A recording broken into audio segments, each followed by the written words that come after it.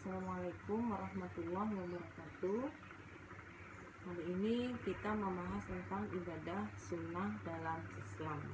Setelah sebelumnya kita membahas tentang ibadah wajib dalam Islam. Baiklah, kita mulai, yaitu sholat ya. Jadi sholat wajib 5 waktu itu ada juga yang bentuknya sholat tetapi ini hukumnya sunnah ya, yaitu sholat rawatib, sholat tahajud, sholat istikharah, sholat hajat, sholat tahiyatul masjid, sholat mutlak, sholat taubat, sholat 2 hari raya atau sholat Idul Fitri dan Idul Adha, sholat khusuf atau sholat gerhana, baik gerhana bulan maupun gerhana matahari, sholat istisqa, sholat duha, sholat tarawih, dan sholat witir. Itulah sholat sunnah yang yang disunahkan untuk dikerjakan. Mungkin yang semacam sholat rawatib itu adalah sudah sering mungkin kamu mengerjakannya, itu sholat sunnah yang mengiringi sholat wajib. Kemudian mungkin yang jarang dilakukan itu adalah istisqa mungkin ya, sholat tasbih. Nah, sholat tasbih ini sholat sunnah juga yang sebagian orang kerjakan. Yang ini adalah mungkin berdasarkan hadisnya dhaif ya memang, tapi ada orang yang mengerjakannya. Kemudian sholat ini kalau dijelaskan banyak sekali ya, ada sholat hajat, ada sholat taubat, dan itu ya mungkin agak jarang orang mengerjakannya, orang-orangnya saja. Tapi yang sering dikerjakan terus sholat rawatib, sholat Idul Fitri dan Idul Adha, sholat tarawih ya, itu yang sering kira-kira orang banyak yang mengerjakannya. Kemudian ada sholat ada puasa ya. Puasa wajib itu adalah puasa di bulan Ramadan 1 bulan penuh. Kemudian ada puasa-puasa sunnah yang mengiringnya atau puasa yang disunahkan. Misalnya ada puasa 6 hari bulan Syawal, ada puasa Arafah, terus 9 Dzulhijjah ya, ada puasa Tarawiyah tanggal 8 Dzulhijjah, ada puasa Senin Kemis, ada puasa Nabi Daud itu puasa sehari berbuka sehari gitu ya, jadi berselang-seling. Kemudian ada puasa Asyura, itu biasanya tanggal 10 Muharram. Terus ada puasa Yaumul Bid, yaitu puasa 3 hari di pertengahan bulan-bulan Hijriyah. Dan juga puasa sama ini, cuma orang bilang ini nisfu Sya'ban ya, jadi kebanyakan orang mengamalkan nisfu Sya'ban, puasa di pertengahan bulan Sya'ban. Sebenarnya itu sama aja, bulan-bulan Hijriah itu di pertengahan itu ada puasa sunnahnya. Kemudian ada yang namanya sedekah. Kemudian ada zakat ya. Zakat itu tentang harta juga. Di sini kalau yang sunat itu adalah sedekah. Sedekah itu pemberian seseorang kepada orang lain ya, baik karena dia itu fakir miskin atau orang-orang yang berhak menerimanya ya, di luar kewajiban zakat. Nah, dan zakat fitrah di luar kewajiban zakat mal dan zakat fitrah. Nah, jadi orang memberi begitu ya, mensedekahi orang yang berhak menerima, misalnya fakir miskin atau orang-orang yang tidak mampu, dan memberinya juga mengharapkan keridhaan dari Allah, itu ikhlas jadinya. Jadi di luar zakat ya, zakat yang wajib begitu. Jadi itu namanya sedekah ya. Kemudian ada juga infak. Nah, infak ini juga pemberian, dimana pemberiannya itu sumbangan begitu ya, juga di luar zakat yang wajib. Biasanya infak itu diberikan dari sebagian dari apa yang kita peroleh ya dari harta kita, lalu kita infakkan. Saya dapat sesuatu yang rezeki ya berlebih begitu, lalu kita infakkan misalnya ke masjid ya, atau ke yayasan atau apa. Nah kemudian ada yang namanya hadiah. Nah hadiah ini juga pemberian kepada orang lain ya, tapi tidak mengharapkan balasan apa-apa. Tapi bukan dari hadiah itu bisa kepada orang yang sama dengan kita, misalnya bukan kepada yang miskin atau yang lebih kurang daripada kita, tetapi memberikan hadiah untuk menyenangkan orang lain begitu. Jadi bisa saling tukar hadiah sama-sama begitu ya, bisa tidak bukan dalam bentuk, kalau sedekah itu kepada orang yang lebih gitu ya, lebih kurang penghasilannya atau lebih sedikit hartanya dari kita, itu namanya sedekah. Tapi kalau hadiah itu tidak, hadiah itu bisa kepada yang kita sama begitu ya. Kemudian kalau haji itu wajib ya bagi yang mampu, itu adalah 1 kali. Kemudian ada yang namanya umroh. Jadi umroh itu hukumnya sunnah juga, sama berkunjung ke Baitullah untuk melakukan ihram, tawaf, sa'i, kemudian tahallul. Jadi sini tidak ada yang wukuf atau apa yang di ibadah wajib. Jadi yang umrah itu cuma ihram, tawaf, sa'i, dan tahallul. Dan waktunya juga tidak terbatas seperti haji. Jadi kalau orang mengerjakan umrah berkunjung ke Baitullah itu dengan mengerjakan yang seperti ini, itu hukumnya sunnah. Kemudian pengertian hukumnya sunnah ya. Kalau sunnah itu adalah amalan-amalan yang kalau dikerjakan itu mendapatkan pahala, tetapi kalau ditinggalkan tidak menyebabkan orang itu berdosa. Jadi tambahan amal begitu ya, tapi kalau tidak dikerjakan juga tidak berdosa. Itu maksudnya pengertian sunnah. Ini hukum ya, gandengan yang wajib, sunnah, haram, mubah, makruh, itu teman-temannya ini sunnah dalam arti hukum. Kemudian hukum sunnah itu terbagi 2, ada yang sunnah muakkad, ada yang sunnah ghairu muakkad. Misalnya kita tadi bicara tentang sholat rawatib. Sholat rawatib itu ada yang muakkad. Muakkad itu sangat dianjurkan dan selalu dikerjakan oleh Rasulullah. Misalnya yang sholat rawatib tadi kan sholat sunnah yang mengiringi sholat wajib ya. Ada yang muakkad di situ. Misalnya sholat qabliyah subuh atau sholat 2 rakaat sebelum subuh. Dan juga ada juga yang muakkad itu sholat 4 rakaat sebelum zuhur. Nah itu yang sangat dianjurkan. Bahkan kalau yang subuh itu Rasulullah selalu mengerjakannya, walaupun beliau dalam safar atau dalam perjalanan, dia tetap mengerjakan sholat sunnah 2 rakaat sebelum subuh. Nah itu adalah yang muakkad. Kemudian ada yang ghairu muakkad. Nah ibu contohkan lagi yang juga sholat rawatib. Ada yang ghairu muakkad, tidak selalu dikerjakan oleh Rasulullah, yaitu misalnya sholat 2 rakaat sebelum atau qabliyah maghrib ya. Ada juga sesudah zuhur ya, 2 rakaat sesudah zuhur atau 2 rakaat sesudah isya, itu ghairu muakkad. Dan juga kalau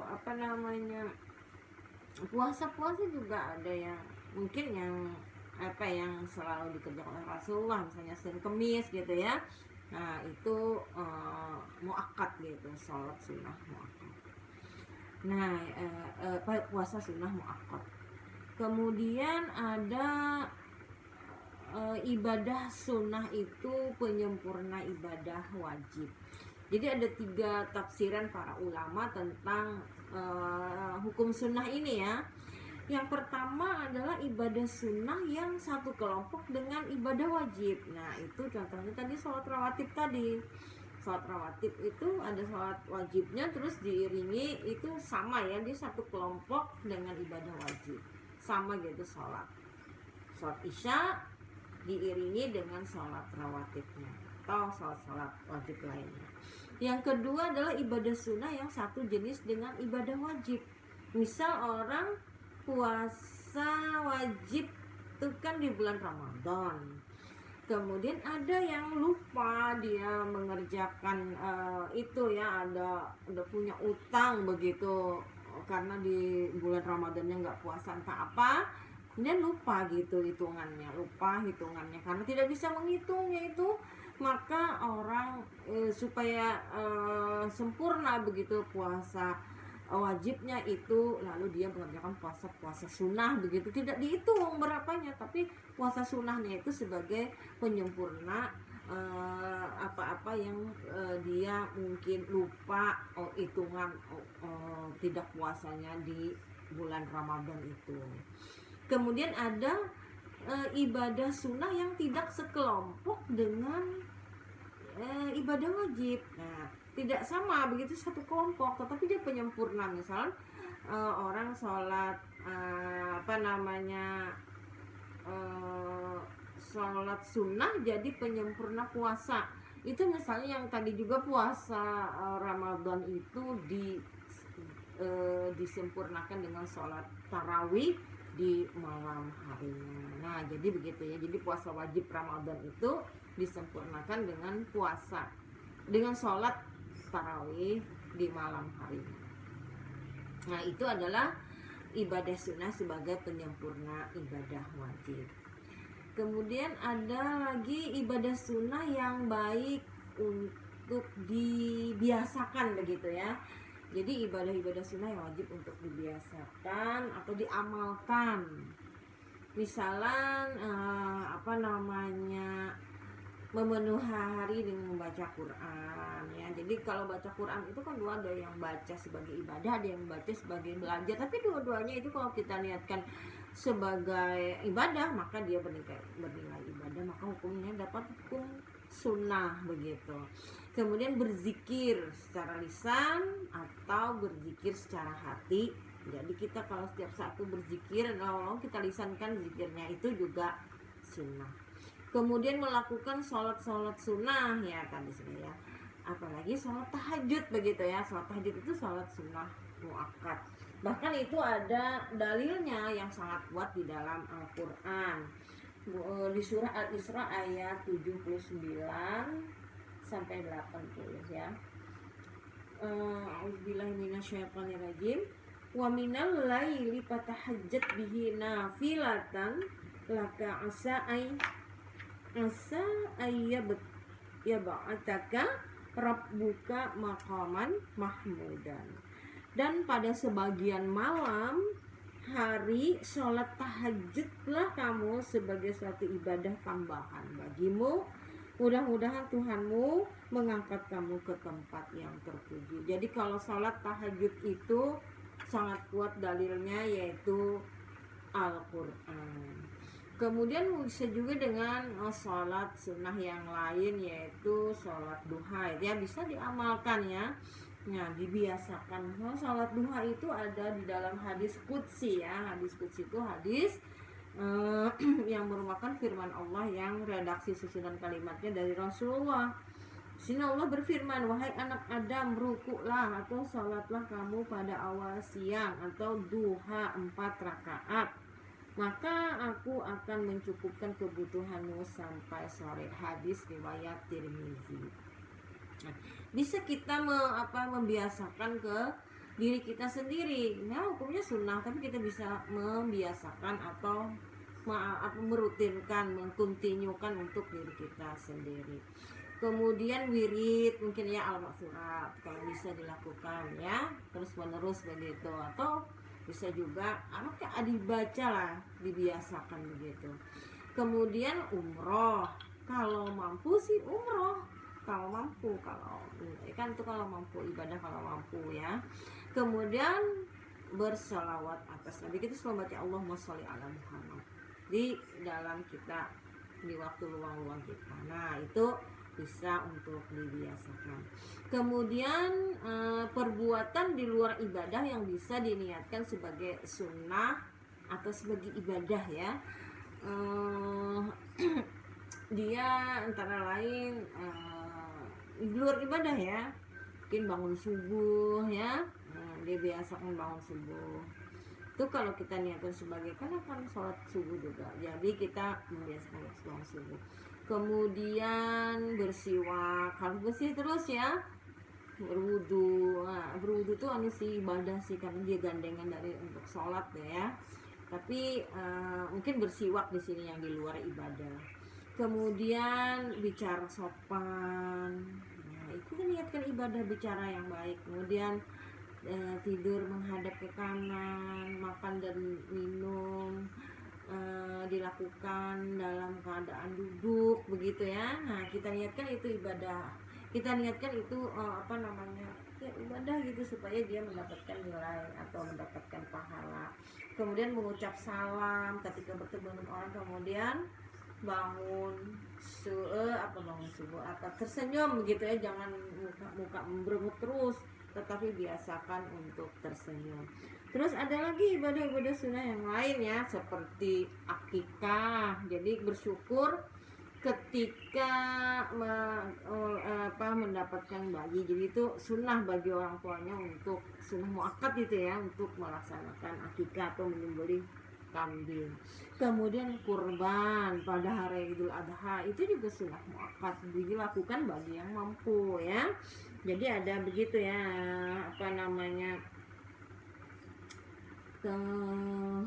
ketika kita kalau ini kita bernilai kayak semacam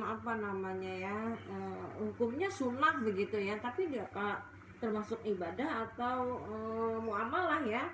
Saya sini hukumnya sunnah ya, jadi melakukannya itu ya, yang akikah dengan kurban ini. Kalau kurban itu semacam ibadah juga ya, ibadah sunnah gitu untuk dilakukan.